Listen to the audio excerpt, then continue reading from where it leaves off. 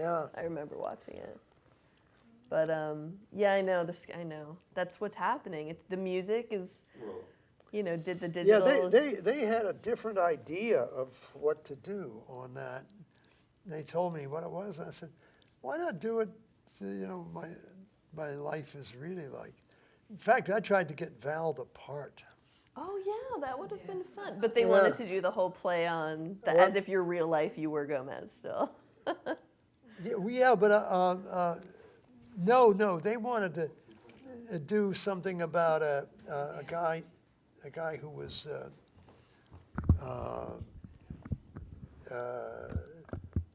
I don't know, depressed or something like that. Oh. I said, hey, that's not where I am. And so I and so that the different approach developed, and it was fun. Yeah. Yeah, the actress who played Valerie's part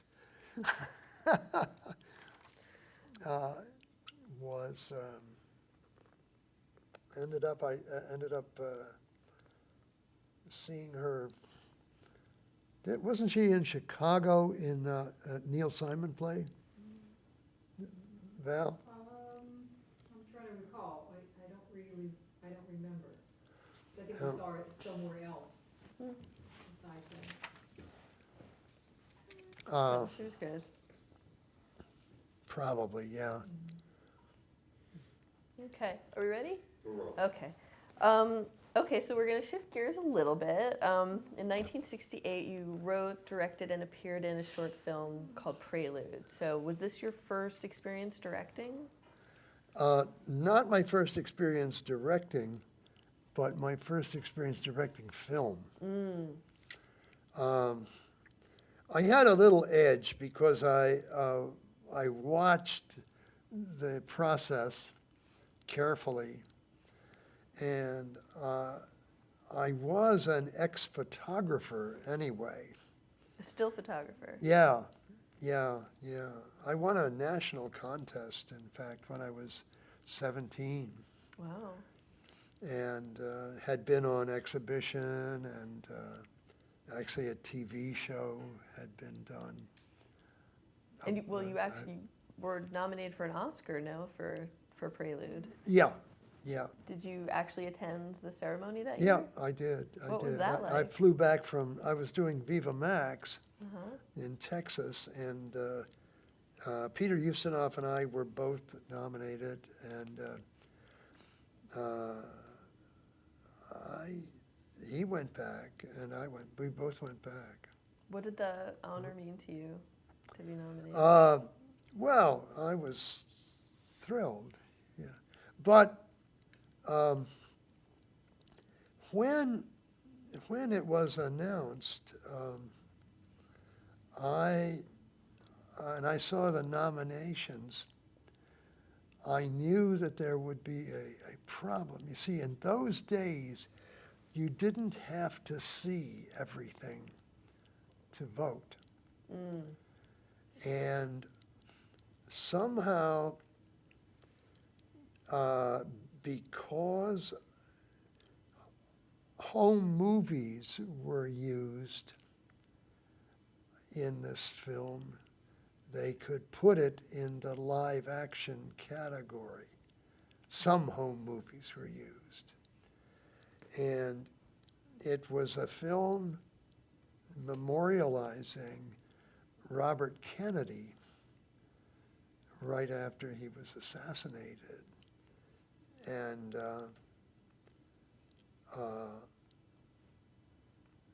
it really wasn't a live action story, but it got into the category. And when they showed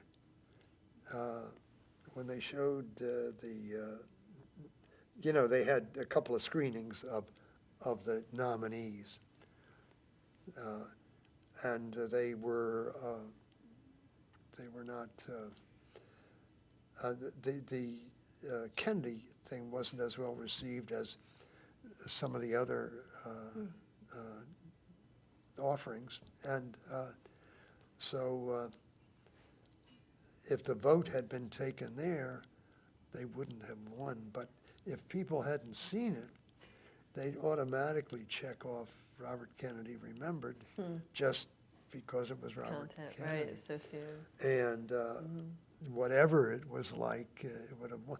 It occasioned a change in the Academy because some of the people on the committee for short films was in offices near to mine, and they told me they were not happy with those results and were going to do something about it. And so what happened is, it's a little different now. They send all the selections to you, and they say, don't vote unless you've seen everything. But someone could fudge that. But the process they had before was they would have a screening of all the short works, and you had to see them all before you could vote. That was the change that was made, and that held for a number of years. But with the current situation, they send out a package that has everything on it, documentaries and Right, everything. and I don't know what it will be like this year, but What attracted you to switching gears to directing? well, I had directed ever since college, and I used to say that I wanted a good director, so I started directing myself, you know. And I did a lot of stuff where I directed myself, but I liked the process of directing. It was, and still is, very enjoyable. Kluhrman used to encourage me. He saw a couple of things I directed, and he thought I had a talent for it. And I know Fellini really liked Prelude, and Did he reach out to you actually after? yeah, Wow. he did. You know, he says, I want to be your friend, and here's my private number, and here's my private address, and he also said, you know, you'll always have a delicate touch. He said, except he said it in Italian. So some of I think it was your television directorial debut was on Rod Serling's Night Gallery. Is that right? You did 3 of those? Right. The first time I had to join the Directors Guild. See, I didn't have to join the Directors Guild for Prelude. I just did it. And in fact, I believe I was the first person to use Vilmos Zsigmond as a director of photography. And I remember saying to the Guild, or telling the Vilmos to tell them, that I could just make him a co-producer, and then I wouldn't have to. I wouldn't have to. I'd be able to use him as director of photography because they were very tough. They were very. The cinematographers union was very tough on in that area, but you know, he was unquestionably, you know, more than qualified. You know, he was marvelous, and in fact, he used Prelude to get until he did McCabe and Mrs. Miller with Altman. He'd have to go back to For his reel? to Prelude to get something to show. And he said, well, you used all my best shots, so. Good. But he had all his shots were good. He's a tremendous talent. Now, with Night Gallery, you had done a Twilight Zone. You knew Rod Serling. Did he approach you, or how did that come about that you worked on those with him? I don't remember. I knew Rod before that. Mm-hmm. That was in 1970, Right. and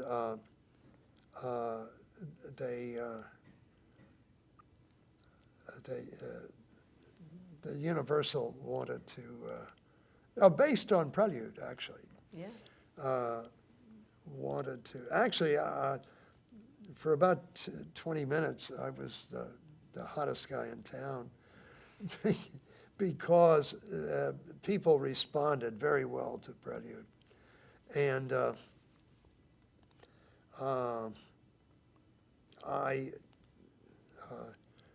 it was a sneak screening in the San Francisco Film Festival, and the audience actually stood up and applauded after it was over. And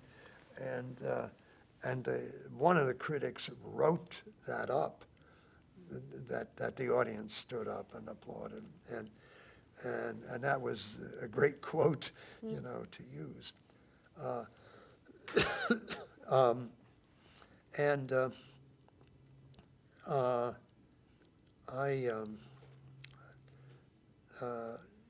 There were lots of offers that came in. One I probably should have accepted, and that was Universal wanted to make a full-length feature using the half hour of film that I had done already, and then Fellini suggested that he said you'd have a successo grande, a great success if you put something with it, and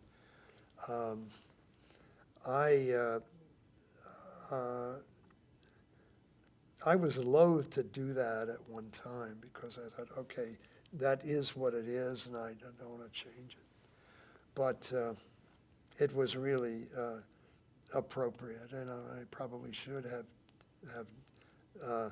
taken Universal up on its offer. But I had another project I wanted to do with them, and but unfortunately that did not work out. But economics hit the movie business around that time too, and that didn't help things.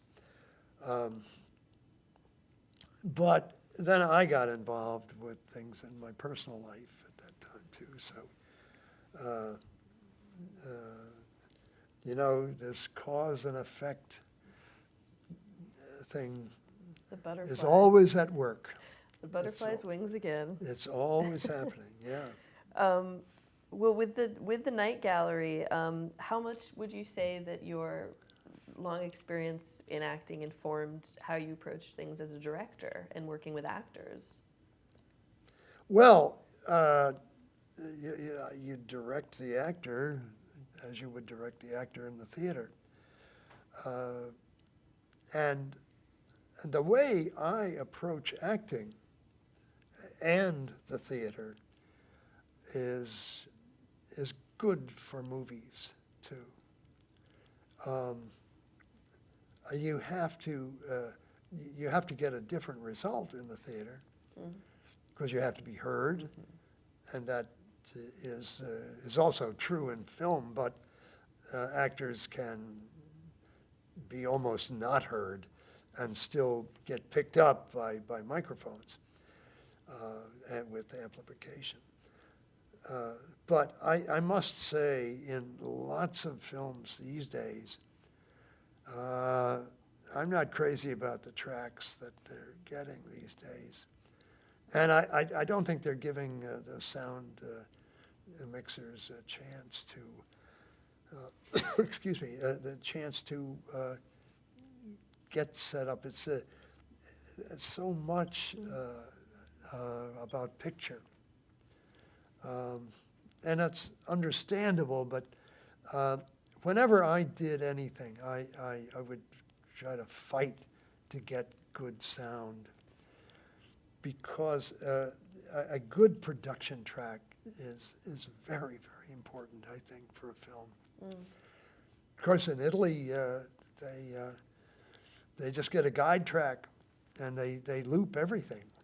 Really? And yeah, most Italian films, or a lot of them anyway. I don't know of any when they don't do it. So I'm sure they do. Do a careful recording. But What about your involvement with the post-production? Are you involved with post-production at all, the editing process? yeah, I cut the soundtracks for Prelude. I've been through the whole process, but not recently, actually. So I'd have to read up on the newer equipment. But the process itself, I know pretty well these days. I was lucky. I had on that first film, The House, with Joanna Pettit, and a script by Rod. It's who was, by the way, never satisfied with it. Really? Yeah.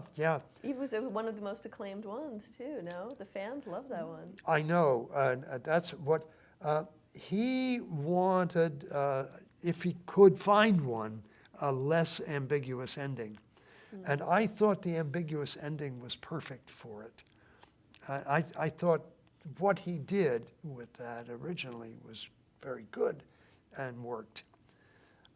And the ambiguity is something that intrigues people. You just mentioned about was that she was seeing herself in the house, and then Yeah. later she's revealed that it was a ghost. She's having the dream. Right. Yeah. And it was the play on reality and yeah, dream. yeah. And that leaves some questions there. But the questions are good questions. It's not that you just failed to write it properly. No, there's tremendous meaning to what's going on there, and I think it really works. And he gave a very little direction, is that right, in his scripts? Very little for camera, left that to the director? You know, I don't remember. I don't remember. I'm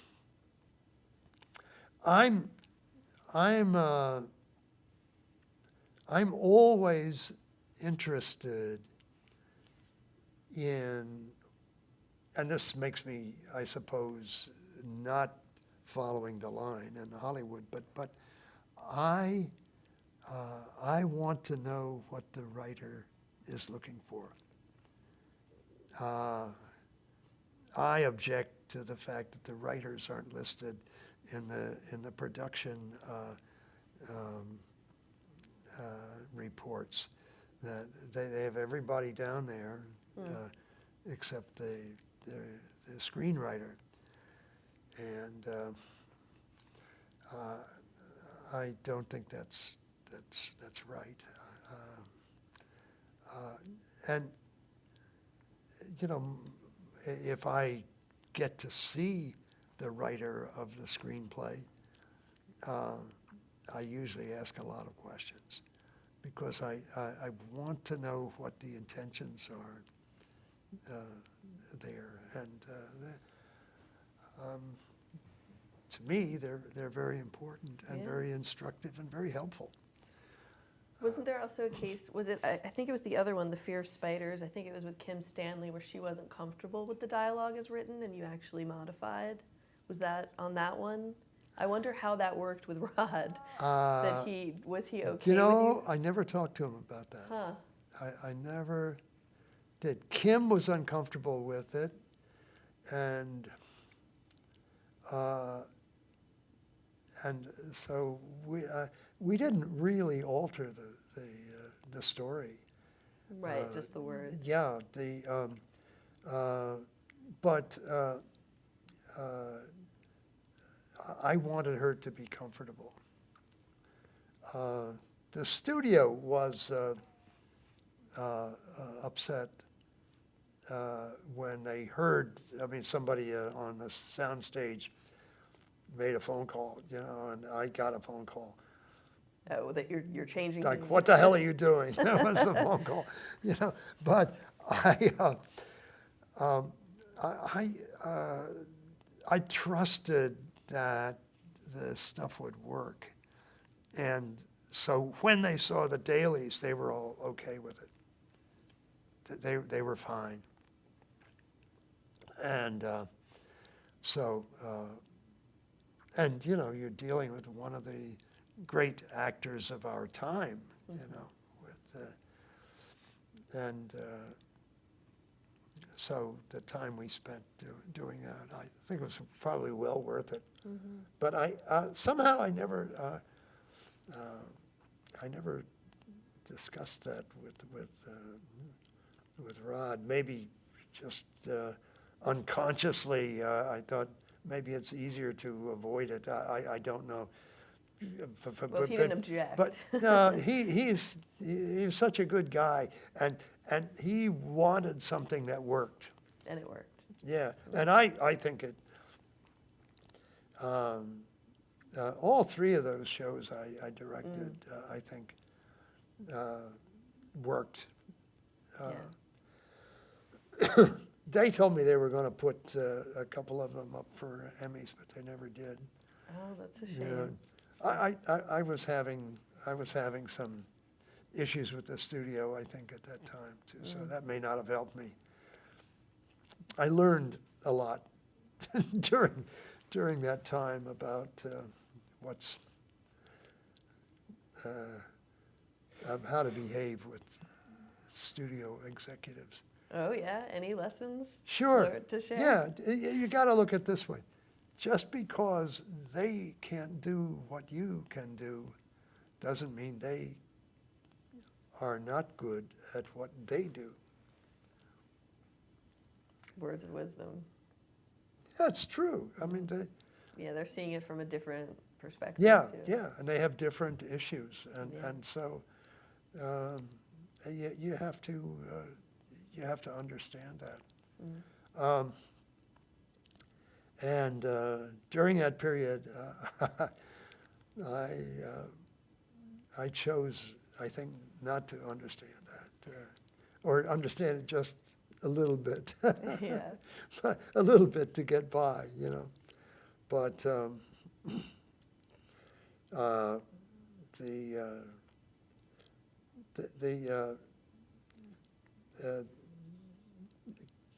Bill Margulies was the cinematographer on the house, and Curly Linden was on the Spiders. Fear of Spiders, and then Lenny South was the cinematographer on the Dark Boy, which was that was Joe Alves found some very good spots to shoot that. So I wanted it to look like it wasn't on the back lot, and so did Lenny. And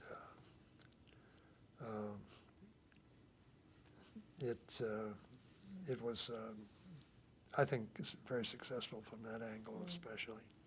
And you acted in a couple of night galleries too. One you were yeah. reunited with Phyllis Diller, who you had done a show with. Yeah, I did. How was that? I did at least three Yeah, or I think more. 3. Is it just 3? I have Pamela's Voice, Hell's Bells, and The Girl with the Hungry Eyes.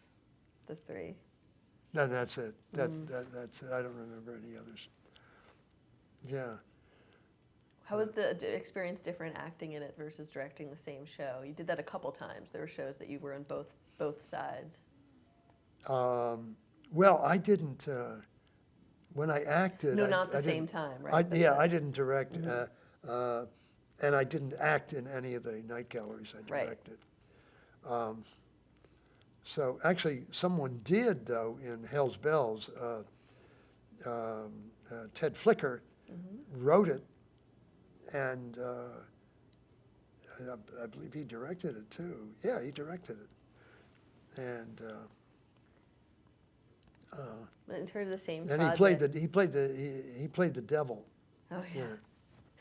it. For a show like Macmillan and Wife or Operation Petticoat or Macmillan Nightgown. and Wife, sometimes in Macmillan and Wife, did Did you ever direct yourself? No, but I did in other shows, like Lanigan's Rabbi was one where I did it. I may have done it on a Macmillan too. I don't. No, but see, I did act in Macmillan too. I played the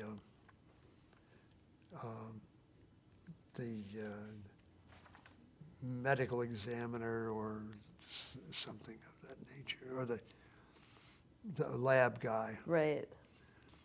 the CSI guy. Yeah. I want to talk about one more directing.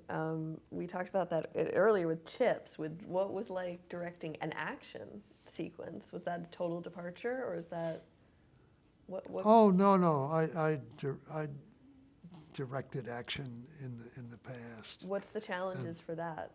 That are specific for that. Well, that's organization. Yeah, you got to get that right, and the production meeting is very important. And I tried to be. I didn't want anybody to get hurt on my shows, and so I was very strict about. I didn't want a stuntman trying to please me to do something that was unnecessarily dangerous. And so I sometimes had to fire people, and I don't like that. But there's no other. If you allow it, I just want to. I mean, you can't blame anybody if something goes wrong in a stunt, or blame who's responsible for whatever it was that went wrong. But they were by and large on Chips. They were by and large pretty careful though with what they did. How would you describe if you have a directing style? Would you say you do, and what would that be? I don't know.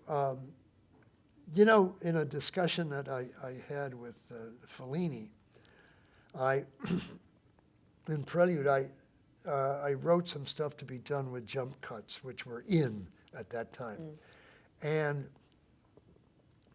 I told him that I'd written a particular scene. I had written to be done with jump cuts, but when I came down to doing it, I couldn't do it. Why? It just, just wasn't Felt right. forced? Yeah. It was the director interfering with the action of the piece. And so I shot them classically, as it were. And I said to him that I noticed, in all of your films, this doesn't apply to everything because at this time he was shooting Satyricon. And I said, I, in looking at what you've done, I never saw a jump cut, even the most bizarre scene of all or whatever. And he said, I don't like tricks. He says, what I want is for the camera to tell my story. And that's really what it comes down to for me. I just want the camera to tell my story. And so whatever that generates in my imagination, in terms of a shot, that's how I'm going to shoot it. It reminds me of what you said earlier about your approach to acting. It's just about the truth. So Yeah. similar. Well, yeah, but in film, it's a little different. You see, a lot of the time,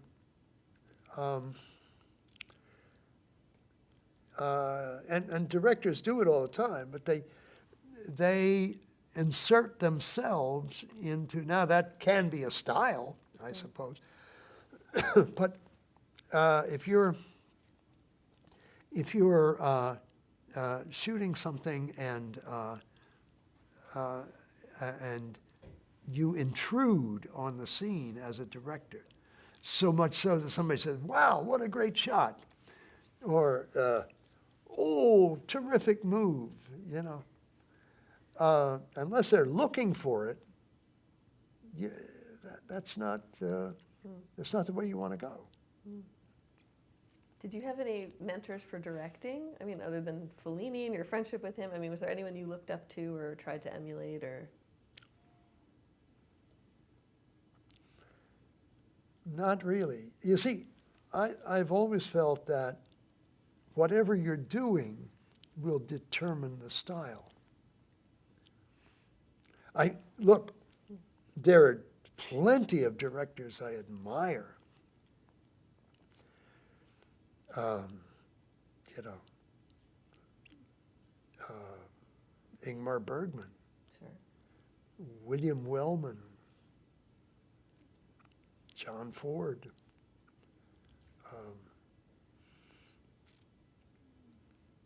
There,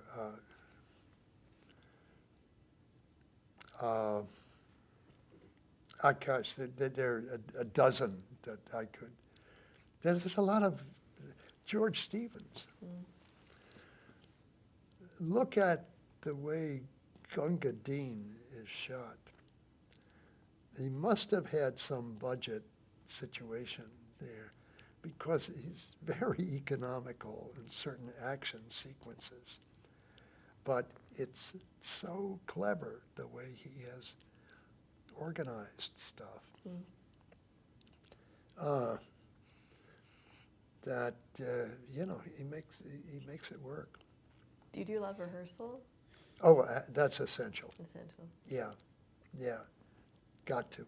Do you prefer that as an actor too? Oh, yeah, sure. Although I'm more liberal, I suppose, as an actor. If you're doing a comedy, sometimes it takes a lot of shooting to get the right timing. And you know, it's got to be done. Yeah. That's all. You can let it go, but you know what it is if it's not right. Some directors, look, schedule is all they know in the front office. You got to finish on schedule. And I can shoot fast, but I want to get it right, really, if I can. So sometimes I run in danger of going over. But I try to trim somewhere else. It all depends on my assistant director. You lean on them a lot. If I have, there's a guy named George Bisk. I'm sure he's probably by now, I don't know, let's hope he's 100 years old or something, but this guy, he's a production manager, so he knows, and I've had him when he had to be both a production manager and an assistant director, and which he would do generously with me, but I could tell him, you know, go over there and, you know, and set up a shot for number 25 or something, you know, and you know where it's going, okay, and he would go and I'd yell roll him, you know, and we get this shot, and by the time we walked over to the next location, George would have the shot already, maybe a small adjustment or something necessary, but basically it's all set. Right. But you have to worry about that, the efficiency, and then Yeah, all of the yeah. creative elements too. So. Yeah, and he very much understood the necessity of getting the creative aspect of things done, but you know, and listen, with the equipment that you have today, a lot of the problems are solved. Maybe new problems are introduced. I mean, I had a very good relation with Eastman Kodak because I also did some things that required a lot of special effects. Mm. And and if you're in those days, you'd have to go to another generation of film. To treat that Yeah. copy. Mhm. Yeah, to get the effect, or two generations. And when you're doing that, you're gonna lose quality. And if a studio had a deal with Fuji Film, and I'm going back a lot of years, but if they had a deal with Fuji Film, I don't know that I'm going to be able to get the effects I want with Fuji, so I try to get them to use Eastman Film. And I made a lot of non-friends, I think, in some studios because I insisted on Kodak. But Kodak, they invited me to everything. They were very nice. But I don't know, things are so different now that, especially with the kind of post-production you could have. I used to have a post-production house, as a matter of You fact. mentioned you did a 1-inch facility too? Huh? A a 1-inch, 1-inch? yeah. How did you know that? You told me that. Oh, I did, okay. Well, yeah, I tried to get people to edit on tape. Yeah. Back then, everybody was scared to do it. And I was trying to promote it, but, and we did a lot of work anyway, but it's a tough business. And when I saw the cost of equipment dropping, I realized it was time to get out. Mm. So after probably about 6 years, I sold everything. Mm. And I wasn't sure I could sell it, you know. And I told my partners, you know, a sign goes up on the door if we don't, Right. because, you know, we'll get killed, you know, business-wise anyway. And so they found the buyer, and the buyer went bankrupt Oh, wow. after getting this So, studio. Just in time. Yeah, it was expensive. And then the people that took it over, they went down. And then Universal took it. And they may still have it, I think, because they could handle it. You know, it was a very good studio. Yeah. Do you miss it? Do you miss the post world and the editing on tape? I miss having the ability to do all that stuff without asking someone. But there's a great place here that that Valerie and I use, you know, Okay. when we need some editing, and they do a bang-up job. I want to jump because there's so much. We're never going to cover how many television appearances you did in the 70s and 80s, but Night Court has always been a favorite. Well, Night Court, that was a part that was written for me. How did that come about? Well, I don't know, because it was some conversations between Harry Anderson and Reinhold Wiege. But they wrote, I had done a character in an earlier year of Night Court, and they I think that helped give them the idea. Mm-hmm. I'm not sure, but there was a sort of bizarre character there who was in a hospital. And so they decided to write this character, and Riney wrote it, obviously. But and then I got it, and I did something. I spent a lot of time researching the emotional levels of this character so that I could be completely at one with the character. I'd like to do that in television. I'd get a kick out of doing that with another character, but a character similar in nature to Buddy Ryan, because that's a beautiful character. I'd love to do that in a series. That would be great. It would, you see, more important than anything, I want to create value. It's interesting. Years ago, Johns Hopkins did an article when I was in Three Penny Opera, and had just gotten into Major Barbara. And the last line in the story is they asked me a question, what's my goal? And I said, I want to create something of value on the stage.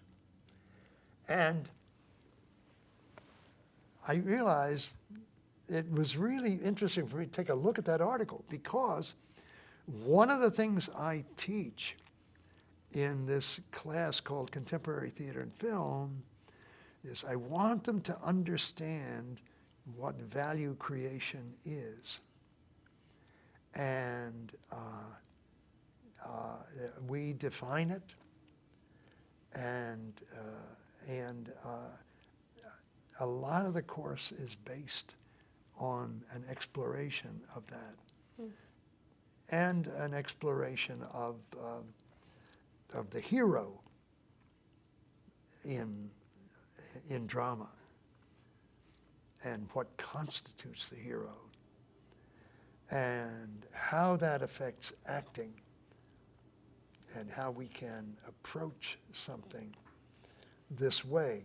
And I try to give them a toolkit to be able to determine whether a movie or a play is worthwhile, or basically, does it create value, and what kind of value, and so on. And I think that's a worthwhile thing to teach students, whatever their goals in life are. Following that, what brought you back here to teach, and what do you get out of that experience? Well,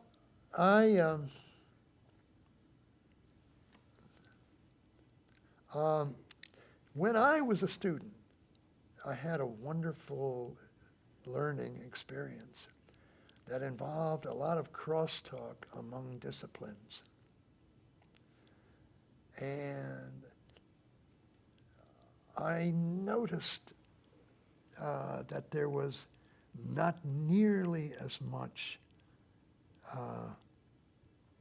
at Hopkins as there had been in the humanities. Or at least there wasn't as much emphasis on it. And I thought maybe I could help that, because this is a great school, even without a theater program. It would still be a great school. But having a real theater program can really help.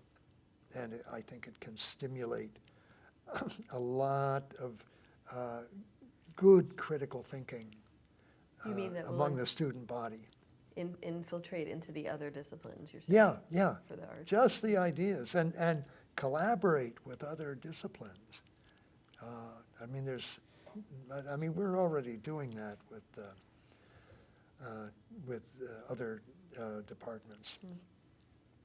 And I wish there were about 3 of me, because I could teach. I think there are 3 of you with your schedule. Well, yeah. Actually, you caught me at a very busy time, because I was doing 3 or 4 projects at once, which I try to tell students not to do that, especially if they're acting, because Just you to really focus. have to focus on one thing when you're acting. And actually, I was acting to go on stage anyway, only in one. So I was still okay there, but there was, still it was too much. So I'm trying to cut down a little bit. But we have a film and media studies program here, and I know I could help them, if I had the time to teach a course or two there. Mm. But I'm loaded in theater, and but maybe when we can hire some more people in theater, then I'll be able to help film and media studies too. So we usually ask. Because I love film. Clearly, yeah. And I'll tell you, there's a director that I haven't mentioned, and that's Krzysztof Kieslowski. I don't know if you've Oh ever. yeah, red, white, blue. Huh? Yeah. Red. Yeah. And Decalogue. Beautiful. And there are a lot of films that people don't know about that he's done. And I have DVDs of all of them. Delicate, like a very subtle. Oh, yeah. Did you Beautifully ever see shot. The Double Life of Veronique? No. No. If you can find it, look at it. Mm. Yeah. Or I'll let you know when we show it. Yes, I'll come back Here. to that. So we usually ask advice in a specific discipline, but I would have to take your classes, I think, to get really, that'll be another month of us talking. So what I'll ask instead, is there anything you wish you had known when you started your career in acting? I wish I had known.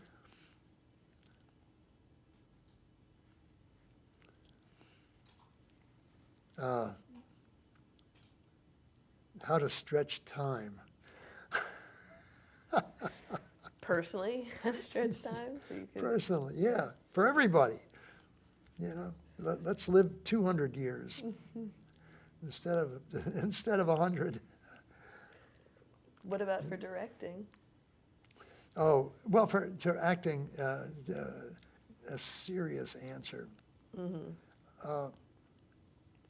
I wish I had known. Well, I don't know. I'm a happy man, and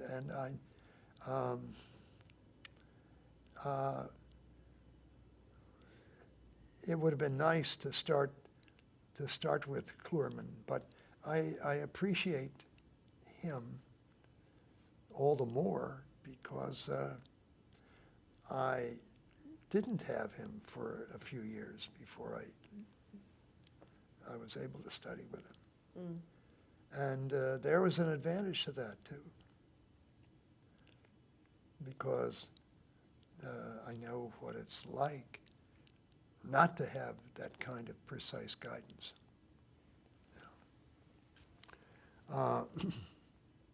And as far as directing is concerned,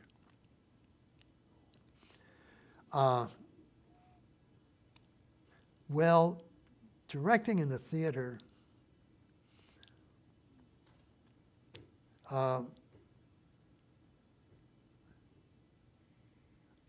one just needs more time. The Moscow Art Theater does. They rehearse for a year on something. It's always an advantage to have more time. But directing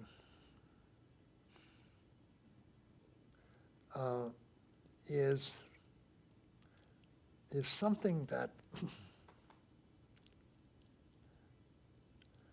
it's very exciting if it's something you truly believe in,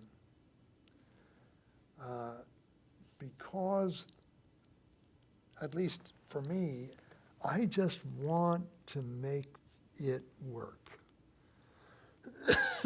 And and so that's what I try to do. And I know I have a limited amount of time, and so I try to work backwards from, I start with the finished product and imagine that, and then I imagine the dress rehearsal or the uh, post-production on the film, how long that's going to take. And then I go back to the first edit, or editing the film, and then to the shooting of it. And that leads me a lot of the time to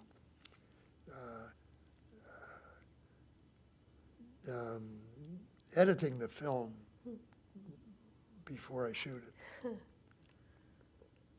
which is always good.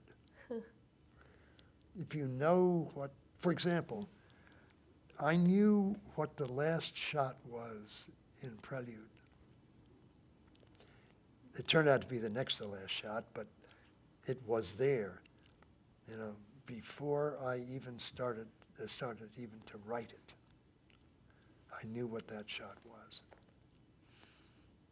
And that generated everything else working backwards. Edgar Poe writes about this, that one of the best ways to write something is to start at the end and then work backwards. Many of your children are actors. Have you ever imparted any advice to them about working in the industry? All the time. Yeah, can we get that too? Yeah, but they've been around for a while now. I mean, they're making their own decisions, unless they ask me now. When they were starting, did you have any trepidation about them becoming actors? No.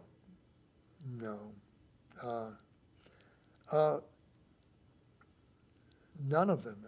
Actually, I'd have been fine if all 5 were actors. 3 have,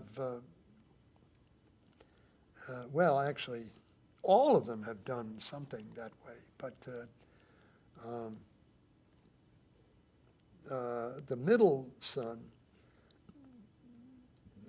he's done more studying than the younger 2.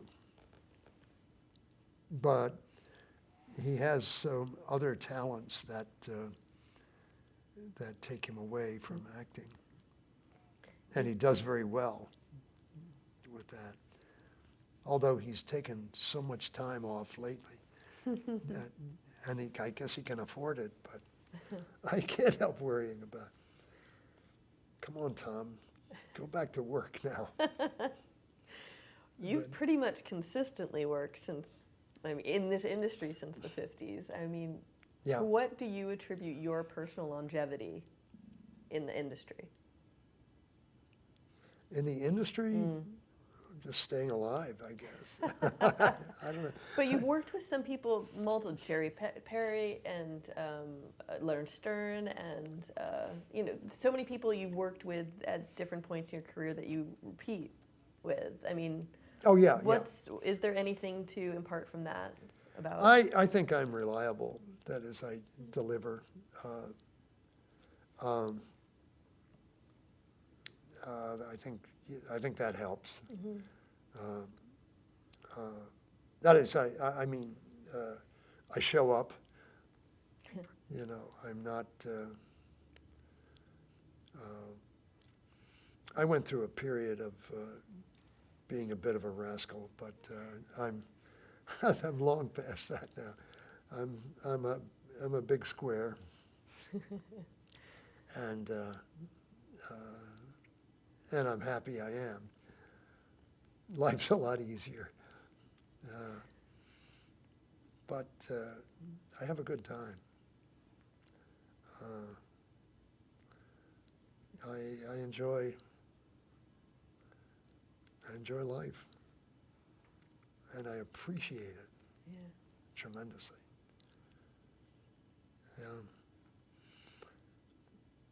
Yeah. Did I answer that question, or More or less. more or less? Where did I miss? Because I know I was Well, floundering no, I around think there. I think you answered it. It's clearly you have a passion for what you do, so I think that comes across in anyone who would want to work with you. So I think part of working so long is the key is people want to work with you. Mm-hmm. Oh, I see what you mean. Yeah. What would you? There's so many shows we have not touched on. Is there anything you'd like to talk about that we have not? Probably, but it doesn't occur to me right now. Well, then I'll ask. This is another big one, but what would you say is your proudest career achievement?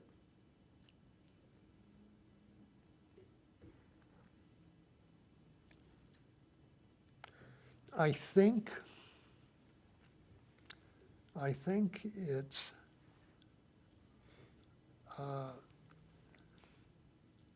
doing a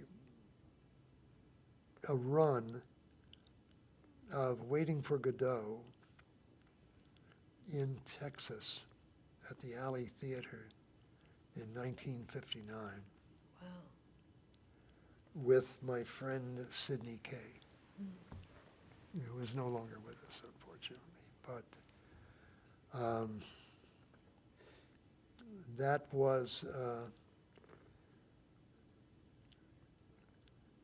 it had a spectacular reception.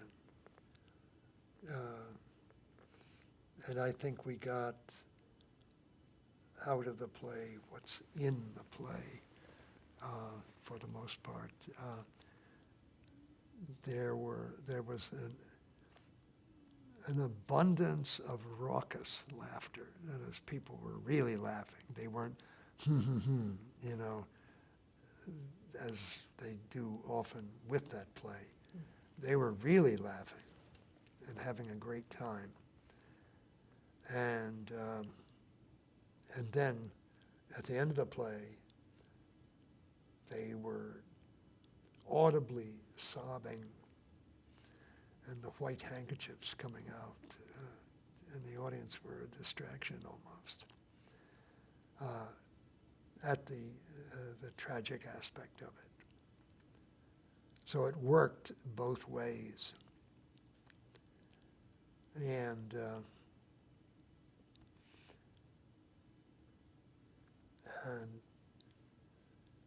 we weren't self-conscious about it when it was happening. That is, we were just doing. We were just in it. And whatever the audience did, they did. And we even ran through it after we closed, just the two of us. So we didn't have the other actors, but we just ran through it. Well, the play. Because it's mostly two people. Yeah, I mean the play. Going back to what you said when we first sat down about what theater is, why are we here? Right. Yeah. That play pretty much encapsulates that. Yeah. Yeah. Yeah. When I think about it,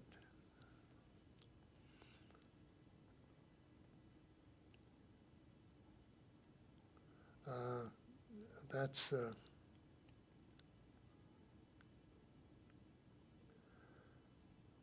I mean, I'm proud of Prelude,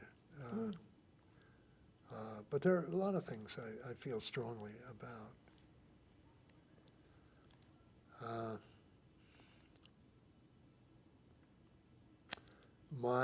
My real thrill today is when I see a student do something that's good.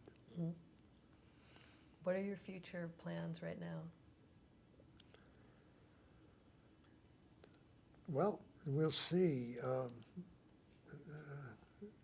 Is there a film you just worked on? Hopefully we get the major. Yeah. Oh, yeah, the major here at Johns Hopkins. Yeah. Theater. I hope that works. Mm-hmm. And if so, it would be this coming fall, I hope. Mm-hmm. And then, you know, I hope that we at some point are able to hire more people, Mm-hmm.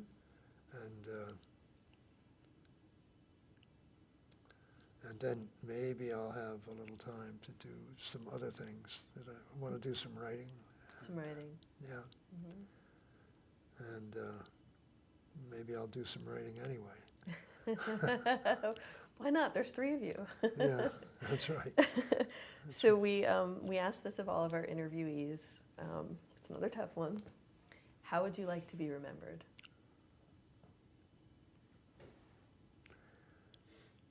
Well, you know, I think that's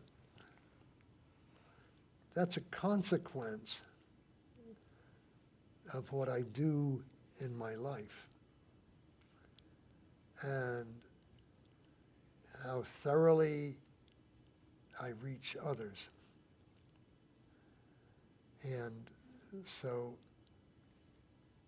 I have choice only in what I do today and tomorrow.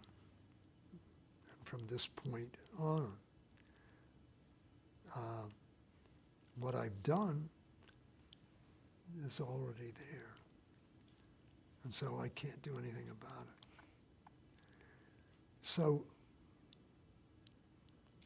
I'm not sure I do much thinking about that. Maybe I should do a little more. I think,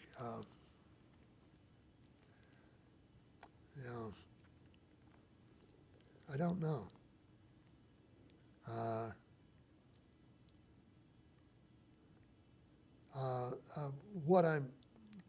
What I'm doing now, I want to do for my wife and my kids. I want them to have something to, I mean, the writing I'm doing. And so we'll see where that goes. Is it for a personal memoir or is it for a project to be performed? It's going to be what it is, which is probably just an account of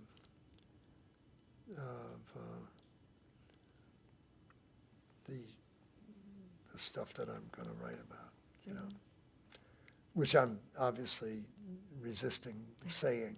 Okay, fair enough. But it's really for them and doesn't have to go anywhere else. And if my brother is still around, for him too. You know. So those are the people who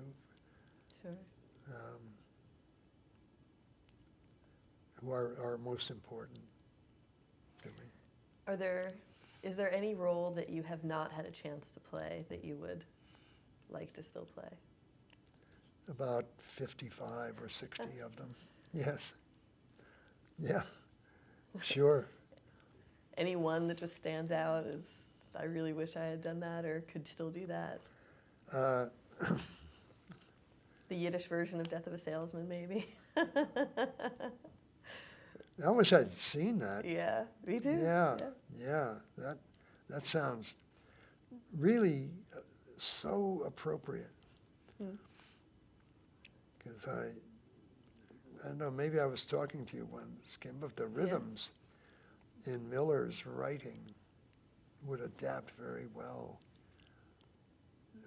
to Yiddish, I think. They're almost there. Yeah, that's exciting. Well, I guess we'll just have to wait and see where we see you Yeah. next. But John Astin, thank you so much for spending so much time with us today. And Thank you. thank you so much. Thank you for your interest. Of course. Yeah. And is there anything else you want to cover that we haven't hit on, or are you pretty much back to grading papers now? Well, I'll tell you what, let's talk about Yiddish theater for about an hour. Oh, yeah, perfect. I'm here. Let's do it. Okay, no. We'll release you. But thank you so much, really. It's I can just see why, Mike was talking to us earlier about how much your students really appreciate you, and it's clear why. So I thank you. Oh, well, I'm glad to hear that. Yeah, well, he stuck around 6 years later, so you did something. Okay, I think we could. Yeah, go ahead.